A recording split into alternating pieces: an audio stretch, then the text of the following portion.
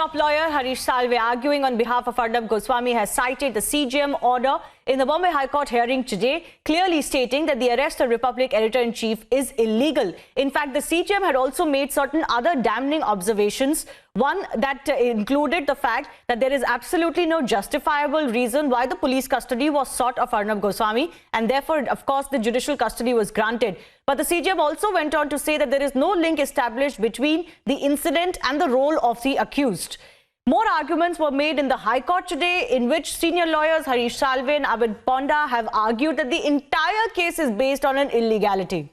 They have cited, of course, the chain of events that have taken place before this case was reopened and in the manner in which the arrest took place suddenly. They've gone on to show on record how, on the floor of the Maharashtra Assembly, this case was brought up in a discussion against Arnab Goswami, and then the Home Minister said that this case will be opened. They, in fact, deemed Arnab Goswami guilty of the alleged suicide on the floor of the House. So therefore, the argument has been made in court today, if the legislature can do that, if it is above the judiciary in the country as it deems anyone guilty of some crime. I also have Swapnil Kothari, senior lawyer who continues to be with us, and also senior journalist Saurabh Shah is also with us. We'll be joined with more guests, but I want to go across to Saurabh Shah first up. Saurabh Shah, I was wanting to ask you this in the last segment. You couldn't hear me. You very rightly said that the battle that Republic TV is fighting, or Arnab Goswami is fighting, is a matter of great concern for all journalists like yourself. But do you think that some journalists or some members of the media are failing to see that? They're failing to see how the behavior of the Maharashtra government is purely vindictive, and it could happen to anybody tomorrow.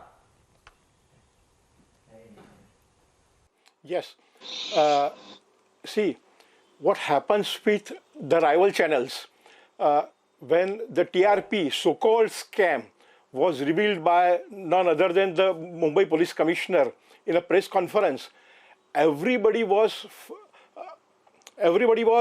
actually gunning for Arnab Goswami, and they were gleeing because Arnab Goswami, from the very first week of Republic, as you know very well, crossed all the TRPs. And why, you know? I'll tell you one thing.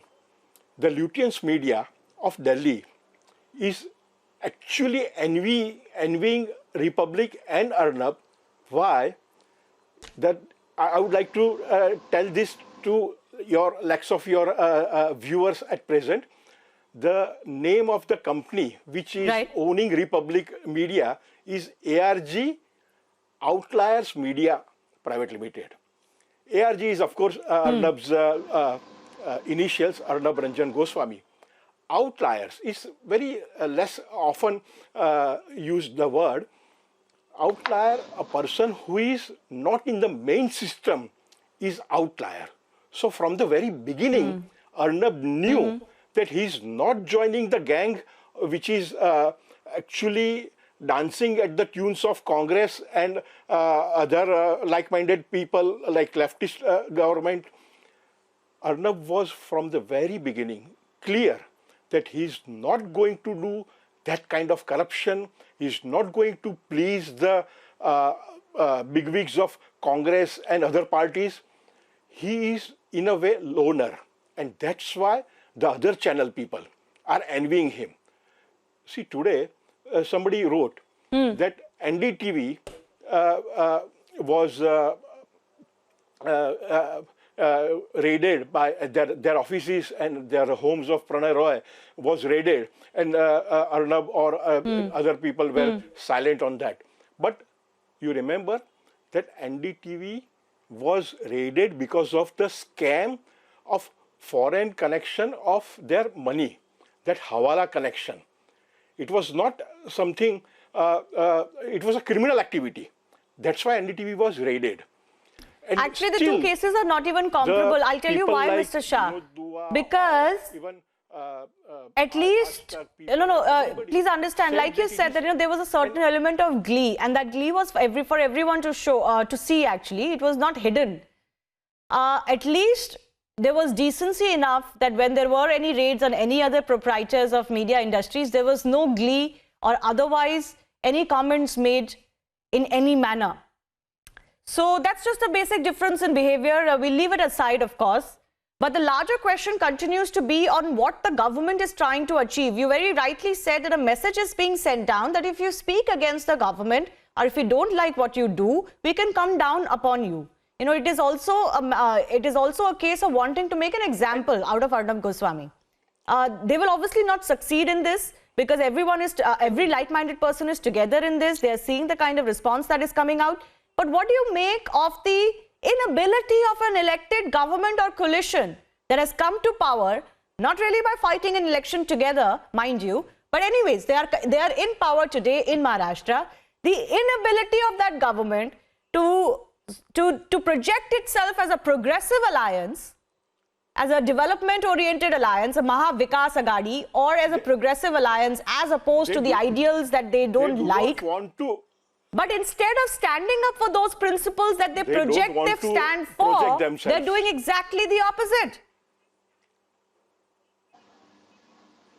They are actually having a proxy war. They are having a proxy war at present with the central government. They are actually checking the patience of central government. What central government can do in this case, and I would trust PM and HM, even the judiciary for that matter, and the Supreme Court hearing explained that very clearly, isn't it?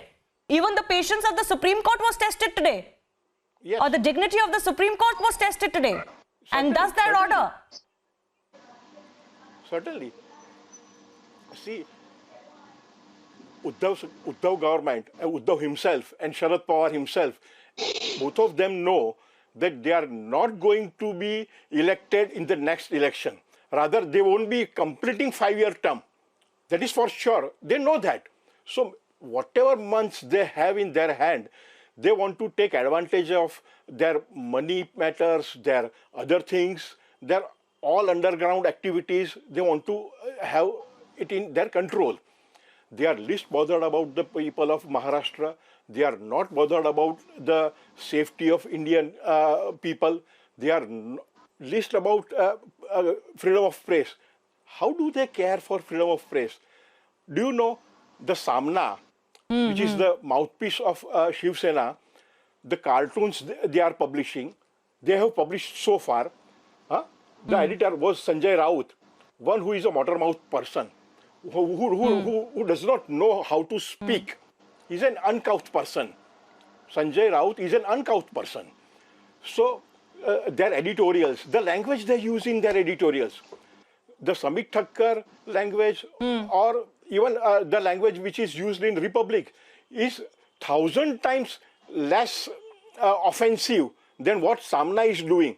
If Bhajap government of Devendra Fadnavis would start arresting the Samna staff, they would not come out of jail in their 7th birth. That much since they have done. You know, it's a good question. It's a good point you make. I want to go across to Swapnil also on this. The precedent that is being set, and the courts look at precedents very diligently, isn't it, Swapnil? As a lawyer, you look at precedents very diligently. So look at the precedent that is being set, where a closed investigation is suddenly opened at the behest of the state government, the Home Minister himself, and as has been established in court, without the judicial nod that is required in such a case, because the case was closed after the magistrate's order. On top of that, you are now making a precedent that if, you know, in such a case of abetment to suicide, where as the CJM said, no direct link can be made between the incident and the accused's role, you will just arrest that person. There is no need for the custodial interrogation, as has been said by the CJM. You can easily proceed with investigations without having to ask for police custody or even going for arrest. You're setting that precedent. And now there's a Shiv Sena leader who himself faces similar allegations. Will the Shiv Sena-led government act against him? Yes. Now, that's exactly the point, that when you make these kind of arrests, which are absolutely untimely, which are totally questionable, both by the law, by say, legality and morality both, and also as a functioning of the government, which is a progressive government or which is supposed to be a progressive government and continues to abide by the Constitution, that is how it's projected. Then what happens is that this sets a very bad precedent. that is the reason why the Bombay High Court tomorrow, hopefully, will grant him bail. And in my opinion, I'm glad that what Arnab's lawyers have done, that they've gone for the quashing of this FIR, if not staying the FIR. You know, you go straight for quashing, then maybe you'll get a stay and maybe quashing will come later. But this FIR needs to be stayed as the other FIRs have also been stayed, because there has to be some fresh evidence. And unless or until the court is satisfied about the fresh evidence aspect in this case, because it's been closed since 2 years, you can't just say that because it was a friendly government, so-called friendly government. Then in my opinion, if it's a friendly government, then it's casting aspersions on the judiciary. It's trying to say that because it was a friendly government, the case was closed. Swapnil, how does that even happen? The Shiv Sena was in power at that time too. So were they in cahoots? Exactly. But that exactly. That's the. But you know, some sections of the media and somewhere you've read. You know, we've read. I'm sure you've also read it, that because it was a friendly government, this case was surprisingly closed and shut. So that's the reason why it's been reopened now to do justice. Now, that is exactly what I'm trying to say, that it indirectly casts aspersions on the judiciary, because, okay, fine, even if the friendly government wants to hush it up, then the judiciary will not do it just because X or Y is coming and telling them that. Likewise, it may not just reopen just because, X or Y or Z is coming and telling to do that. So it will be tested totally on the amplitude of illegality. I have to leave it at that. I do legality, and then that is where the question will arise. And that is where this FIR will be stayed, in my opinion, because it needs to be stayed, because unless and until you present a triable case, we call it a triable issue within the law. If it's not a triable issue, then what is the point of pursuing an investigation? Yeah. No, you carry on the investigation. You do follow due process and do it. Nobody's saying anything against that. Provided but look at the way it has been reopened, quote-unquote reopened, without appropriate sections and the judicial nod, and the way the arrest has been carried out. I also want to go across to legal editor Ridham Anand Bhardwaj now joining us to break down more of the observations that have come in, not just the observations, the order rhythm that has come in from the Supreme Court today. Because that's a massive, massive win against tyranny of elected representatives. The way the Maharashtra Legislative Assembly has behaved on subsequent occasions, and the way they issued threats against Arnab Goswami for wanting to go to Supreme Court for justice or for relief in this so-called breach of privilege matter. Ridham. I think today the day has to be given viewers to our senior advocate, Mr. Harish Salve, who appeared in the Supreme Court and valiantly spoke up for Arnab. Very clearly, the point he made out that clearly led to one big, massive victory from the top court of the country is there can be no arrest of Arnab Goswami in the privilege case. This was something also that the Maharashtra Assembly was looking at. What the Supreme Court has done in its wisdom today is an extraordinary, unprecedented move. They've issued a contempt notice to the Maharashtra Legislative Assembly's Secretariat to answer why such intimidating penalty-driven letters were given to Arnab every time he said, I am in the Supreme Court. They questioned whether, in fact, if any citizen was trying to ascertain and take on their fundamental right to move the court, this is the way they would look at. I have with me now the 4-page order that the Supreme Court has given out. Let me quickly go across to that. The second page of this order is what is very interesting for me, because it says that the above statements that have been made by the Secretary of the Maharashtra Assembly are unprecedented. They tend to interfere in the course of administration of justice. And viewers, they are talking about the tone, the tenor of the letters that had been sent to Arnab. Remember the 10-minute notice that had been sent. Remember when he was called to come before them.